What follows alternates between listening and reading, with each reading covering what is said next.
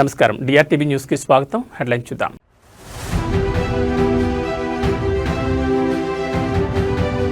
నాంపల్లి అగ్ని ప్రమాదంలో 5 మృతదేహాలు గుర్తింపు. 20 గంటలకు పైగా కొనసాగుతున్న సహాయక చర్యలు.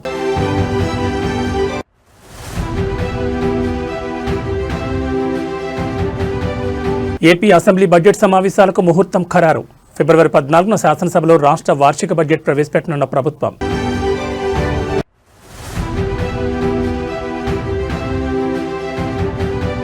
పంజాగుట్ట కాలేజీలో డ్రగ్స్ కలకలం. డ్రగ్స్ తీసుకుంటూ పట్టుబడ్డ 5 విద్యార్థులు.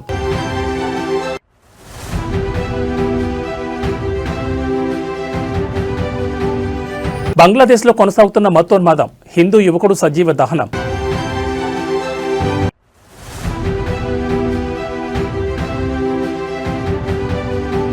తిరుమలలో అంగరంగ వైభవంగా రథసప్తమి వేడుకలు. సప్త వాహనాలపై దర్శనమిస్తున్న మలయప్ప స్వామి. ఇక డీటెయిల్స్ చూస్తే హైదరాబాద్ నాంపల్లిలోని ఫర్నిచర్ షాప్లో శనివారం సంభవించిన అగ్ని ప్రమాదం అంతులేని విషాదాన్ని మిగిల్చింది. ఈ ఘటనలో భవనంలో చిక్కుకున్న 6గురిలో 5 విగత జీవులుగా కనిపించారు. నిర్విరామంగా 22 గంటలకు పైగా సాగించిన రెస్క్యూ ఆపరేషన్లో ఆదివారం ఉదయం 5 మృతదేహాలను అధికారులు గుర్తించారు. మృతులు ప్రవీణ్, అఖిల్, బేబీ, ఇంతియాజ్, హబీబ్ మృతదేహాలను గుర్తించారు. డెడ్ బాడీలను ఉస్మానియా ఆసుపత్రికి తరలించారు. మంటల్లో చిక్కుకుపోయిన మరో వ్యక్తి ఆచూకీ కోసం గాలింపు కొనసాగుతోంది. మృతులంతా సెల్లార్లో చిక్కుకుపోయినట్టు తెలుస్తోంది. ప్రమాద సమయంలో బిల్డింగ్లో మొత్తం 6 ఉన్నట్లు స్థానికులు చెప్పారు. ప్రమాదం సంభవించిన భవనం దృఢత్వంపై అనుమానాలు రేకెత్తున్నాయి. నిన్నటి నుంచి ఏకధాటిగా మంటలు ఎగసిపడగా దట్టమైన పొగ, వేడి సెగ ఇప్పటికీ తగులుతోంది. దీంతో 4 అంతస్తులు కలిగిన ఈ భవనం పటిష్టపై అనుమానాలు వ్యక్తమవుతున్నాయి. ఈ నేపథ్యంలో జేఎన్టీయూ ఇంజనీరింగ్ బృందం ఇప్పటికే ఘటనా స్థలానికి చేరుకుంది. ఈ బృందం బిల్డింగ్ను తనిఖీ చేసి నివేదిక ఇవ్వనుంది. ఈ నివేదిక ఆధారంగా భవనం విషయంలో అధికారులు నిర్ణయం తీసుకోనున్నారు. మరోవైపు హైడ్రా, పోలీసులు, ఫైర్ సిబ్బంది సమన్వయంతో సహాయక చర్యలు చేపట్టారు. మొత్తం 9 విభాగాల అధికారుల సమన్వయంతో సహాయక చర్యలు కొనసాగుతున్నాయి.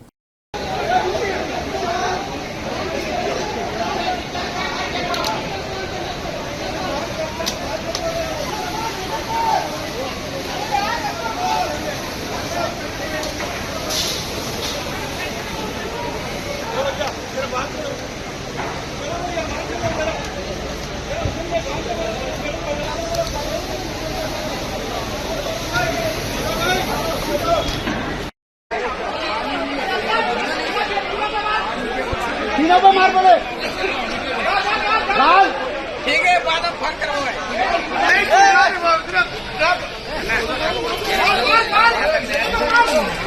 क्या नीरा पे मार अपने नीरा पे मार अपने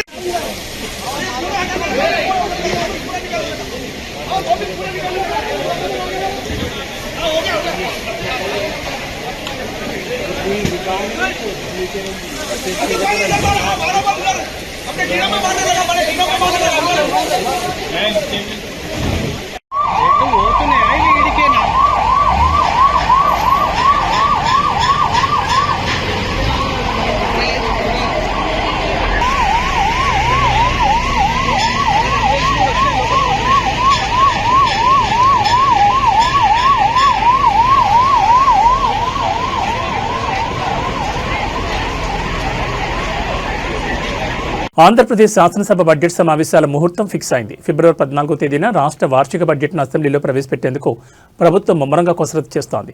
ఈ సమావేశాలను సుమారు 18 నుంచి 21 దినాల పాటు సుదీర్ఘంగా నిర్వహించాలని ప్రభుత్వం యోచిస్తున్నట్టు తెలుస్తోంది. రాష్ట్ర ఆర్థిక పరిస్థితి, భవిష్యత్ అభివృద్ధి ప్రణాళికలు, సూపర్ 6 పథకాల అమలుకు అవసరమైన నిధుల కేటాయింపుల లక్ష్యంగా ఈ బడ్జెట్ ఉండబోతోంది. కాగా ఈ బడ్జెట్ సమావేశాల తొలి రోజున ఉభయ సభలను ఉద్దేశించి గవర్నర్ ప్రసంగించనున్నారు. గవర్నర్ ప్రసంగం ముగిసిన వెంటనే శాసనసభ బిజినెస్ అడ్వైజరీ కమిటీ BSC సమావేశం కానుంది. ఈ కమిటీ సమావేశంలోనే బడ్జెట్ ప్రవేశపెట్టే తేదీతో పాటు అసెంబ్లీ పనిదినాలు, చర్చించాల్సిన ప్రధాన అంశాలపై తుది నిర్ణయం తీసుకోనున్నారు. అమరావతి రాజధాని పనులు, పోలవరం ప్రాజెక్టు వంటి కీలక అంశాలపై ఈ సమావేశాల్లో ప్రభుత్వం వివరణించే అవకాశం ఉంది.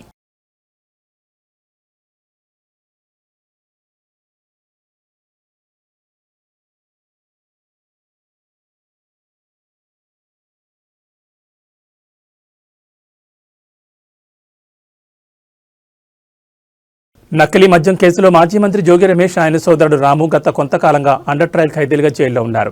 వారికి బెయిల్ మంజూరు కావడంతో శుక్రవారం జైలు నుంచి విడుదలయ్యారు. ఇదిలా ఉండగా తాజాగా వారిపై మరో కేసును పోలీసులు నమోదు చేశారు. ఇటీవల జైలు నుంచి బెయిల్పై బయటకు వచ్చిన జోగి సోదరులు భారీ ర్యాలీగా ఇంటికి బయలుదేరారు. ఎటువంటి అనుమతులు లేకపోయినప్పటికీ భారీ వాహనాలతో ర్యాలీగా రహదారులపై హల్చల్ చేశారు. శుక్రవారం వారు నిర్వహించిన ర్యాలీ కారణంగా విజయవాడ హైదరాబాద్ జాతీయ రహదారిపై భారీగా ట్రాఫిక్ జామ్ అయింది.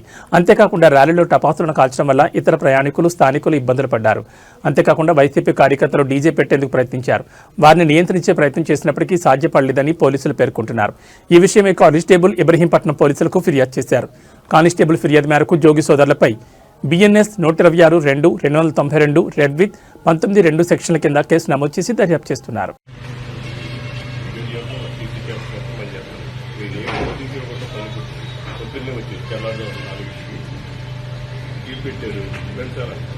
ఎక్కడికి దేనికి తెలియాలి కదా మాకు తెలియాలి కదా మీరు దేనికి వచ్చారు, దేనికి తీసుకెళ్తున్నారు, కనీసం ఒక నోటీస్ కూడా లేకుండా తీసుకొచ్చేసి రెండంటే ఎంత దుర్మార్గమా?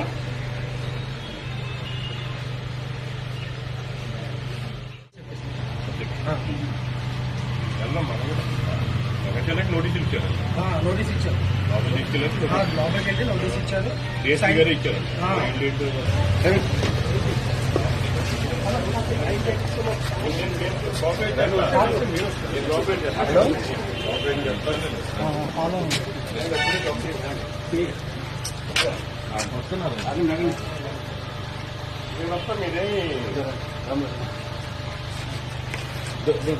అక్రమ కేసులకి భయపడేది లేదు, పోలీసులకి పూర్తిగా సహకరిస్తాం. ఎన్ని నెలలు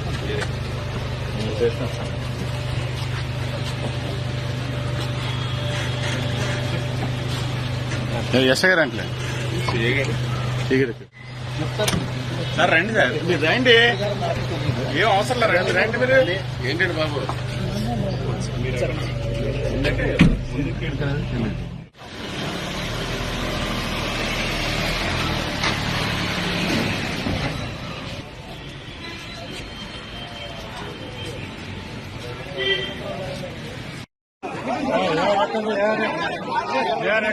ఎక్కడమ్మా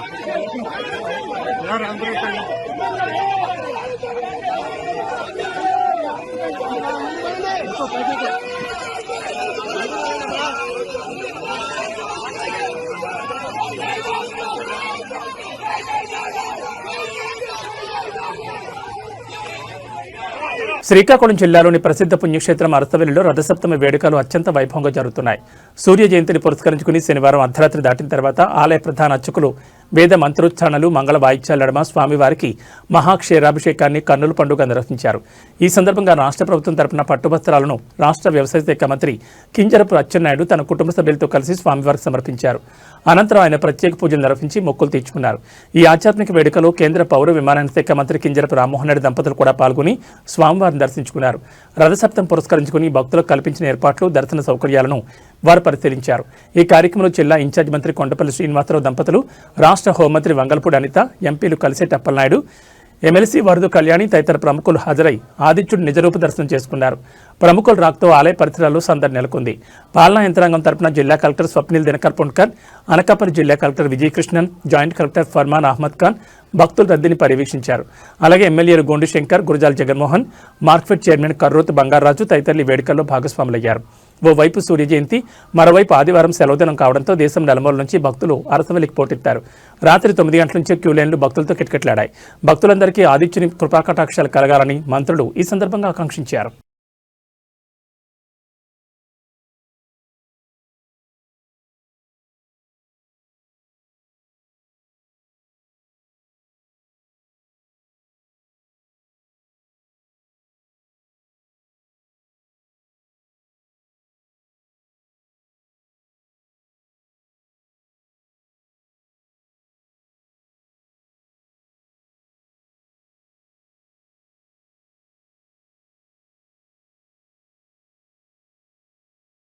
హైదరాబాద్ పంజాగుట్టలోని ఓ కాలేజీకి చెందిన విద్యార్థులు డ్రగ్స్ తీసుకుంటూ పోలీసులకు చిక్కడం కలకలం రేపింది. పంజాగుట్ట నాగార్జున సర్కిల్ పరిధిలో 5 విద్యార్థులను పోలీసులు అదుపులోకి తీసుకున్నారు. వారి వద్ద నుంచి సుమారు 10 గ్రాముల MDMA డ్రగ్ను స్వాధీనం చేసుకున్నారు. నాగార్జున సర్కిల్ వద్ద అనుమానాస్పదంగా తిరుగుతున్న 5 యువకులను గమనించిన పోలీసులు తనిఖీలు నిర్వహించారు. ఈ క్రమంలో వారు డ్రగ్స్ వినియోగిస్తున్నట్లు గుర్తించారు. వెంటనే వారిని అదుపులోకి తీసుకుని విచారించగా 5 ఒకే కాలేజీకి చెందిన విద్యార్థులుగా పోలీసులు నిర్ధారించారు. డ్రగ్స్ను ఎక్కడి నుంచి సేకరించారు, ఎవరి ద్వారా సరఫరా జరుగుతుందనే కోణంలో పోలీసులు లోతైన విచారణ చేపట్టారు. ఈ ఘటనతో పంజాగుట్ట ప్రాంతంలో ఒక్కసారిగా ఉత్కంఠ నెలకొంది. కాలేజీ విద్యార్థుల్లో పెరుగుతున్న మాదక ద్రవ్యాల వినియోగంపై తల్లిదండ్రులు ఆందోళన వ్యక్తం చేస్తున్నారు. ఈ కేసుకు సంబంధించి మరిన్ని వివరాలు సేకరిస్తున్న పోలీసులు డ్రగ్స్ సరఫరా వెనుక ఉన్న నెట్వర్క్ను బయటపెట్టేందుకు ప్రయత్నాలు ముమ్మరం చేశారు.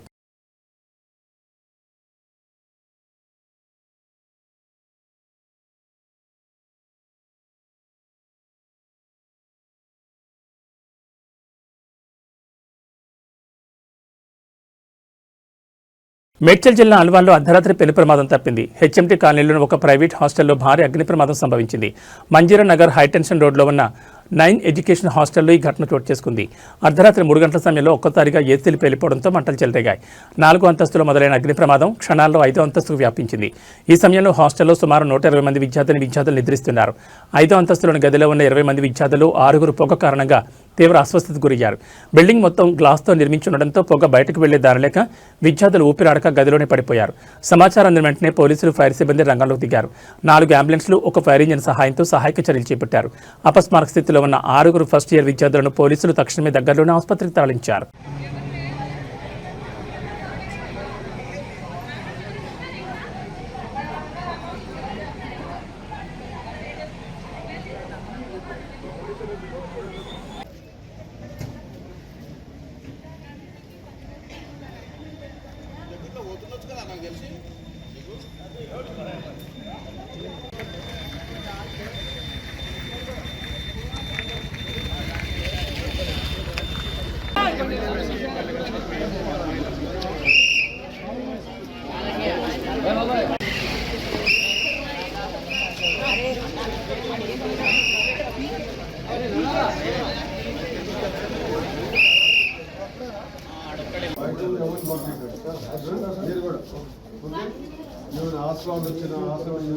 వీడియో ఇప్పుడు తీసుకోవాలి. ఒక్క నిమిషం, అందుకే అంటున్నా.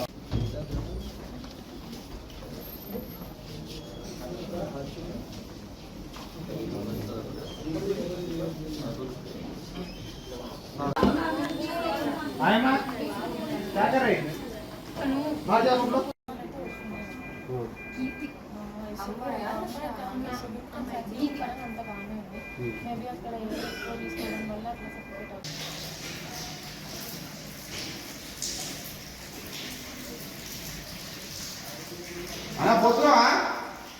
Okay, thank you.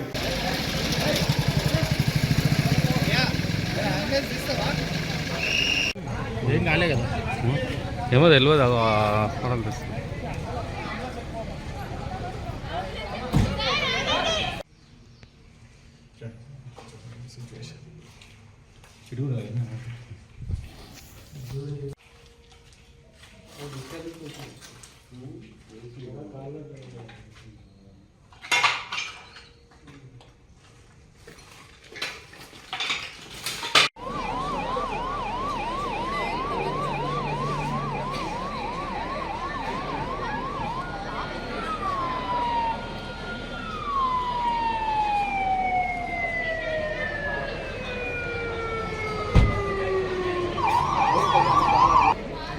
నంద్యాల జిల్లా డోన్ రైల్వే పోలీస్ స్టేషన్లో ఇవాళ ఉదయం ఒక దురదృష్టకర సంఘటన చోటు చేసుకుంది. డ్యూటీ ముగించుకుని తిరిగి వచ్చిన ఒక హెడ్ కానిస్టేబుల్ తుపాకీ మిస్ఫైర్ కావడంతో అక్కడికక్కడే ప్రాణాలు కోల్పోయారు. ఈ ఘటన పోలీస్ శాఖలో తీవ్ర విషాదాన్ని నింపింది. కర్నూలు జిల్లా బెలగల్ గ్రామానికి చెందిన పెద్దయ్య డోన్ రైల్వే పోలీస్ స్టేషన్లో హెడ్ కానిస్టేబుల్గా పనిచేస్తున్నారు.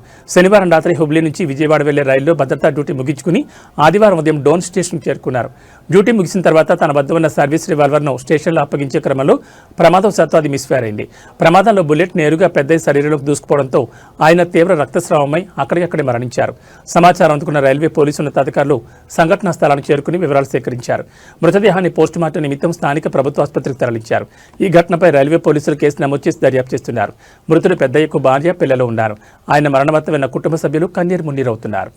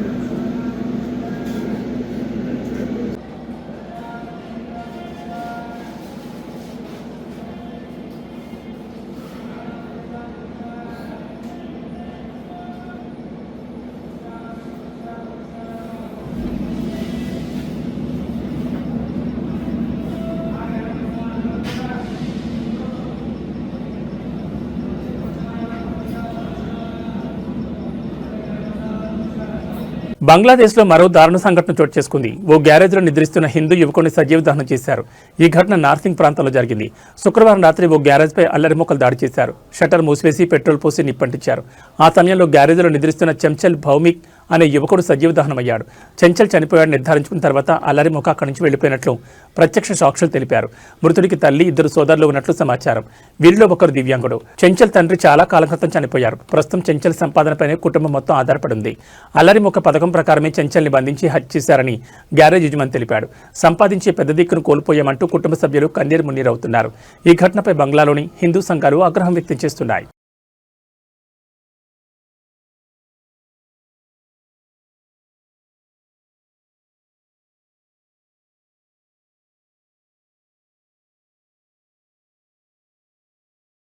ములుగు జిల్లా గోవిందరావుపేట మండలం పసల బ్రిడ్జి వద్ద 2 కార్లు ఢీకొన్నాయి. హైదరాబాద్ నుంచి మేడారం జాతరకు భక్తులు వెళ్తున్నారు.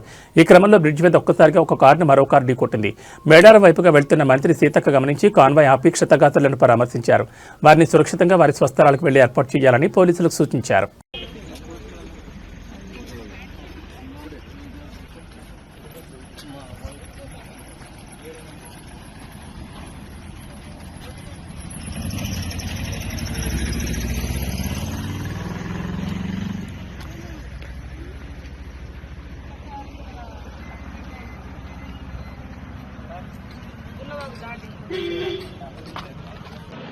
మరి వీటిని ఏమన్నా సెట్ చేయాలి కదా, వాళ్ళకి ఏదన్నా అరేంజ్ చేసి వెళ్ళిపోతారు. అయిందా దర్శనం అయింది? కామరమ్మ అరవింద్ కామరమ్మ అయితే వీళ్ళు వేరు. సరే ఏదన్నా వెహికల్ 2 పంపించండి వీళ్ళని. హలో చేయించు. ఓకే తొందరగా సుప్రీం.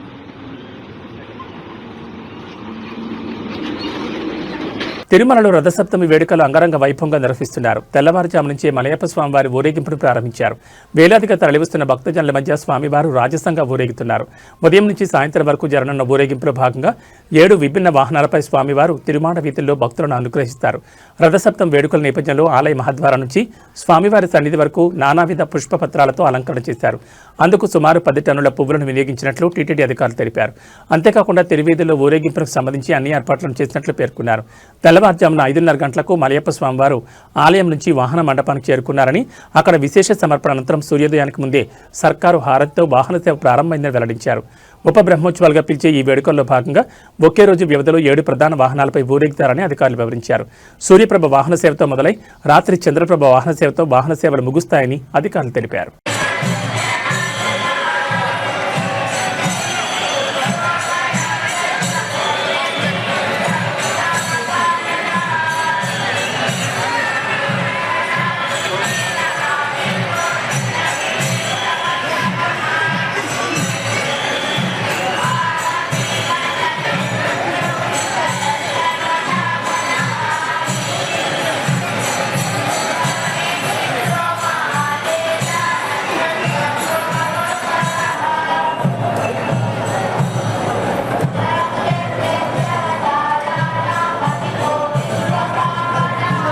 గుంటూరు జిల్లా దుగ్గిరాల మండలం చిలుమూరులో ప్రియుడితో కలిసి భర్తను హత్య చేసిన ఘటనలో అసలు నిజాలు బయటకొచ్చాయి. భార్య మాధురి వ్యవహారంపై అనుమానంతో ఇంటి దగ్గర ఉన్న సీసీ కెమెరాలు ఏర్పాటు చేసేందుకు భర్త శివనాగరాజ్ ప్రయత్నం చేశాడు. సీసీ కెమెరాలు ఏర్పాటు చేస్తే తన వ్యవహారం బయటపడుతుందని ఆమె ఒప్పుకోలేదు. దీంతో భర్తను అడ్డు తొలగించుకోవడానికి ప్రియుడితో కలిసి ప్లాన్ చేసింది. ఇక ప్రియుడు గోపి తన స్నేహితుడైన ఆర్ఎంపీ డాక్టర్తో కలిసి హత్యకు ప్లాన్ చేశాడు. సదరు ఆర్ఎంపీ డాక్టర్ తెచ్చిన నిద్రమాత్రలను భార్య మాధురి బిర్యానీలో కలిపి భర్త శివనాగరాజ్కి ఇచ్చింది. అనంతరం అతన్ని ప్రియుడి సాయంతో హత్య చేసింది. ఇక ప్రియుడు గోపితో పాటు అతని స్నేహితుడు ఆర్ఎంపీ డాక్టర్ను కూడా పోలీసులు అదుపులోకి తీసుకున్నారు. శివనాగరాజు హత్యపై మాధురి, గోపి, ఆర్ఎంపీలను విచారణ చేస్తున్నారు.